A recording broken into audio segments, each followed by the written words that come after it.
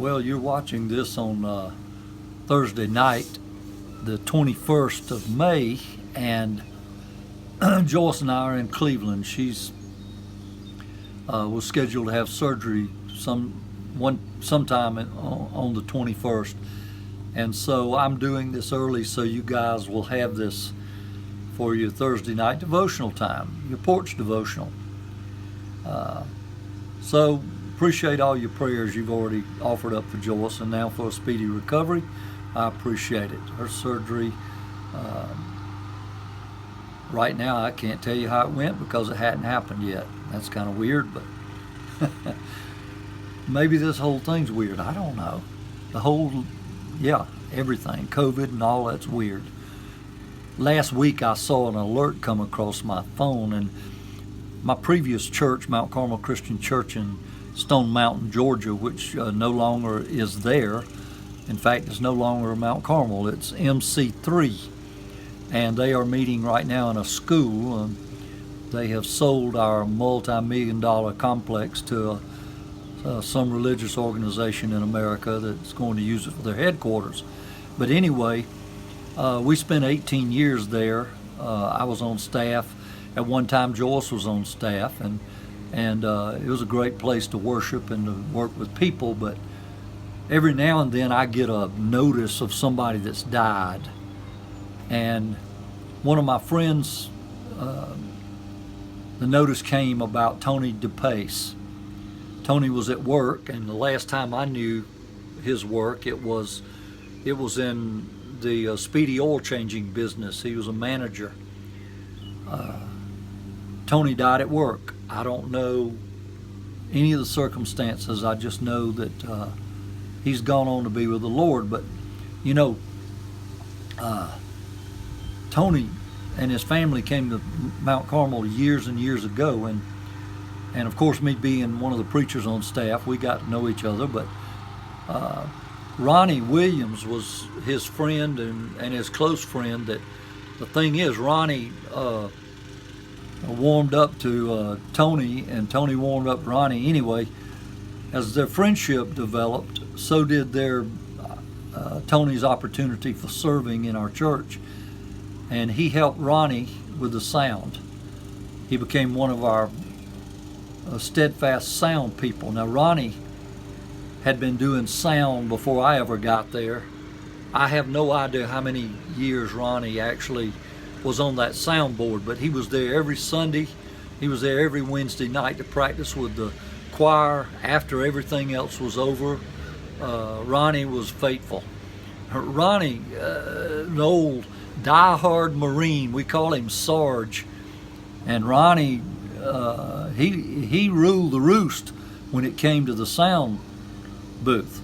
In fact, he had a sound closet where he kept all of the microphones and cables and all of that stuff. And Ronnie, you did not touch anything in that room until Ronnie gave you the okay. And you had to check it out and you had to check it back in. That place was organized. Of course, you know, Ronnie may see this one day, but I don't really care. Ronnie organized his sock drawer. Who ever heard of that? He folded them all the same. Barbara, his wife, who's gone on to be with the Lord some years ago, Ronnie's one of my church building buddies too, but Ronnie, I think he organized the garbage in his garbage can, to be honest with you. That guy was something about organization. Of course, I drove him crazy when we roomed together on church builders, but that's another whole story. Tony and Ronnie became very dear friends and worked together for years. Now, Tony was right there with Ronnie then after he got to working in the sound booth, and they were always there. If the choir was practicing a solo work, if anything was going on, special events like the Living Christmas Tree, which was an 8-night event, these guys were in that booth working. How Tony got a foothold in that sound booth, I've never asked him and don't have the chance now. Maybe I'll ask him in heaven. But he was a very likable guy with a quiet demeanor. And Tony and Ronnie were on the job, like I said, for years. I talk about church men. These two guys were there all the time. Faithful servants of the Lord. Rare supporters of what the staff needed in worship and sound. And like I said, they did the special events also. So these two guys were people you could depend on. One story about Tony that I think you'll find interesting, and it tells you about his character, but it also causes me to think about my own faith and my own servanthood. And this story about Tony tells you a lot about his heart. I was in charge of all the adult education at that church, plus supply preaching on Sunday nights, leading 21 Bible school classes, their leaders and organization of that, and all of our Wednesday night electives and Sunday night electives. We did church all the time. It was a great time to be in a church work. Large church, 5,000 members or so, and so we had 12 or 13 on our staff, and plus the support staff. But anyway, this story, one of the things that I developed at that church was blood drives. Red Cross would come in even 3 or 4 times a year and do blood drives. And we had a really good time, particularly during Halloween. I'd dress up like Dracula or something and walk around while people were giving blood to add a little levity. Well, Tony showed up for his first blood drive. He'd never been to one before. He'd never given blood. He gave his pint of blood, then he calmly passed out. Now, I say calmly passed out. They gave him some of those cookies and some juice, and he came to himself, and he finally walked away from that event. And, you know, the thing about that was that Tony came back to every blood drive. And every time he gave a pint of blood, Tony passed out. Would you do that? Would I do that? He knew that when he gave blood, he was going to pass out. It was just something in his makeup. And that's what he did. He passed out every time he showed up. But let me tell you something. He showed up for years to give a pint of blood to somebody that needed it. I don't know about you, but that guy just taught me a great lesson. What a commitment to living the life of Jesus. I don't know that I could have done that. His passing out did not deter him from helping others. Tony taught me a lesson, and I'll never forget it. When we live selflessly, giving up self, or as Joyce says, my wife, putting self on the shelf, great things happen for the Lord.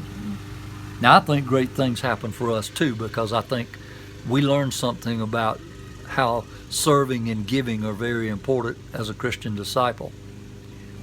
Faithful and dedicated, please remember, this man was committed to the Lord's work. And I want you to remember his family in the days ahead and pray for them. Because Dot, his wife, and his kid, they will need that. Philippians 2, 3rd verse says, Do nothing out of selfish ambition or vain conceit. Rather, in humility, value others above yourselves, not looking to your own interest, but each of you to the interest of the others. And that's my porch devotional.